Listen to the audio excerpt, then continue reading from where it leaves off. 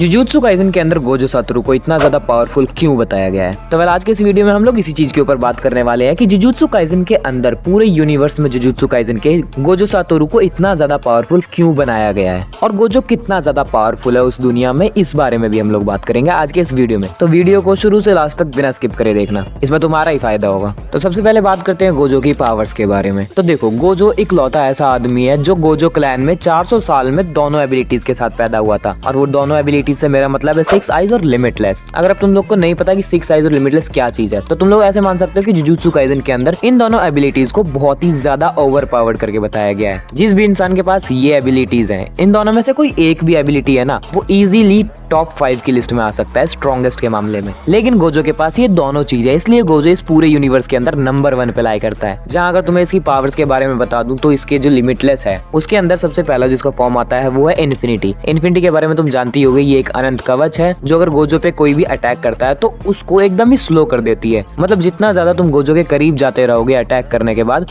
उतना ही ज्यादा तुम स्लो होते रहोगे और इसी वजह से तुम उसको कभी टच भी नहीं कर पाओगे। गोजो की ये जो इन्फिनिटी है वो मोस्टली तो उसके शील्ड की तरह से काम आती है, यानी कि उसकी डिफेंस के लिए। लेकिन गोजो क्योंकि बहुत ही ज्यादा दिमाग वाला है तो वो इसको एज अ अटैक भी यूज कर लेता है। जैसा कि हम लोगों ने अभी रिसेंट एनिमे के एक एपिसोड में देख रखा था, जब उसने हानामी को मार दिया था सिर्फ उसकी तरफ बढ़ के ही, और उसका रीजन यही था कि इसकी इन्फिनिटी ऑन थी। और जैसे जैसे वो उसके पास जाता गया वैसे वैसे वो दीवार से दबता चला गया और लास्ट में जाके ब्लास्ट हो गया। लेकिन इसको ये एज अ अटैक बहुत ही कम यूज करता है, मोस्टली टाइम तो इसके डिफेंस में ही काम आती है। इसके अलावा जो गोजो के पास अटैक के लिए चीजें हैं उनमें सबसे पहले आता है कर्स टेक्निक लैप्स ब्लू, इसके बाद आता है कर्स टेक्निक रिवर्सल रेड, और फिर फाइनली रेड और ब्लू का कॉम्बिनेशन पर्पल, जिसका पूरा नाम है हॉलो टेक्निक पर्पल। अब देखो, गोजो के ये जो तीनों अटैक हैं इनको एक्सप्लेन करना काफी ज्यादा मुश्किल है, तो फिलहाल ये तुम बस इतना ही समझ लो कि ये जो अटैक है गोजो के पास वो बहुत ही ज्यादा भयंकर है। कोई भी अगर इनके रास्ते में आ गया तो बस खत्म हो जाएगा। वैसे ये तो बात थी लिमिटलेस की। अगर मैं 6 आइज के बारे में बात करूँ तो 6 आइज को तुम लोग ऐसा समझ सकते हो कि 6 आइज गोजो को काफी ज्यादा हेल्प करती है, अटैक में नहीं लेकिन दूसरों की बॉडी के आर पार देखने में। मतलब कि कौन सी कर्स स्पिरिट कितनी ज्यादा पावरफुल है, किस जगह पर कितनी ज्यादा कर्स स्पिरिट्स हैं, कर्सेस हैं, वो सब देखने में 6 आइज को काफी ज्यादा हेल्प करती है। इसी के साथ साथ गोजो की जो कर्स एनर्जी है उसके लिए भी 6 आइज काफी ज्यादा हेल्प कर देती है। अगर तुम लोग इसकी डिटेल में जाओगे तो ये चीज फिर काफी ज्यादा बड़ी बनती जाएगी और इसको समझाना भी काफी ज्यादा मुश्किल है, क्योंकि वो गोजो की पावर्स है, बहुत ही दिमाग लगाना पड़ता है उसको समझने के लिए भी। तो अभी हम लोग बात करते हैं कि गोजो सातोरू कितना ज्यादा पावरफुल है। तो देखो, मैंने तुम लोग को इसकी पावर्स का अंदाजा तो दे ही दिया है कि इसके पास क्या क्या पावर्स हैं, लेकिन अगर तुम लोग को अब इसकी पावर का, यानी कि एक तरह से कहूँ कि इसके खौफ का अंदाजा लगाना है, तो तुम लोग यही समझ लो कि पूरे जुजुत्सु काइसेन की जो एनिमे अभी तक आई है उसके अंदर गोजो को सबसे ज्यादा पावरफुल बताया गया है। इवन एनिमे के अंदर अभी तक सुकुना को भी नंबर 2 पर देखते हैं लोग। यहाँ तक कि इसका जो ऑथर है उसने खुद ये बात कही है कि गोजो बहुत ही ज्यादा पावरफुल है, बहुत ही ज्यादा। और इसके बाद अगर मैं तुम लोग को एक बात बताऊं तो अभी के टाइम पे जो शिबुया इंसिडेंट आर्क चल रही है, तो उस आर्क के अंदर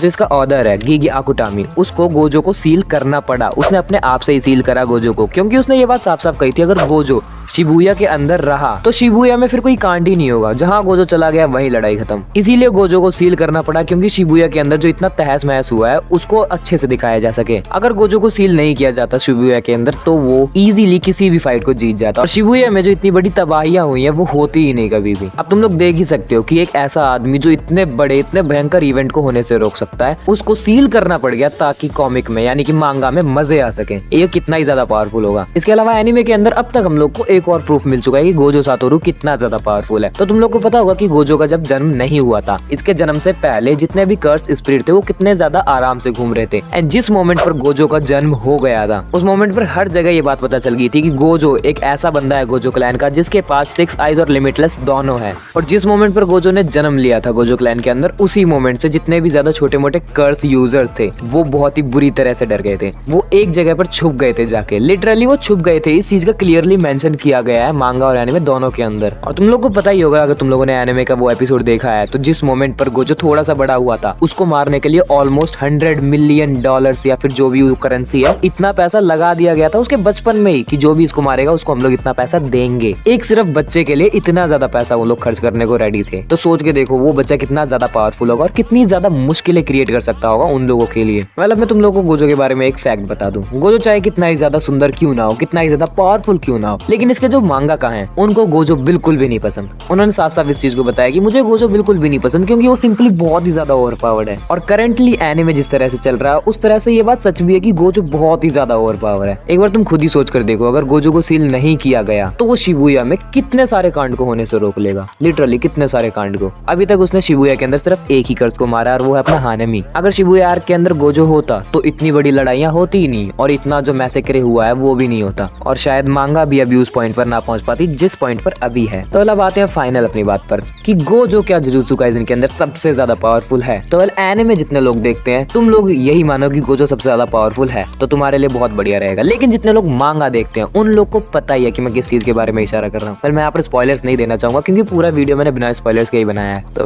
मैं बस तुम लोग से इतना कहूंगा, जितने भी एनिमे वॉचर्स हैं तुम बस एनिमे पर ही लगे रहो, मांगा पर आना भी मत, तुम्हारा पूरा मजा खराब हो जाएगा। क्योंकि मैंने मांगा पढ़ के ही एनिमे देख रहा हूँ मैं, तो मुझे पता है वो मजे नहीं आते। तो बस यार यही थी आज की वीडियो। आई होप कि तुम लोग को ये वीडियो पसंद आई होगी, और अगर पसंद आई हो तो इसे एक लाइक दो, शेयर दो, कमेंट्स में हगो, और हाँ चैनल को भी सब्सक्राइब कर लेना। बाकी देखते तुम कितने बड़े गोजो के फैन हो। मैं कहता हूँ सुकूना ज्यादा पावरफुल है, आओ लड़ाई करो फिर कमेंट्स में। बाकी मैं तुमसे मिलूंगा अगले किसी वीडियो में, तब तक के लिए तुम गोजो वर्सेस सुकूना में लगे रहो।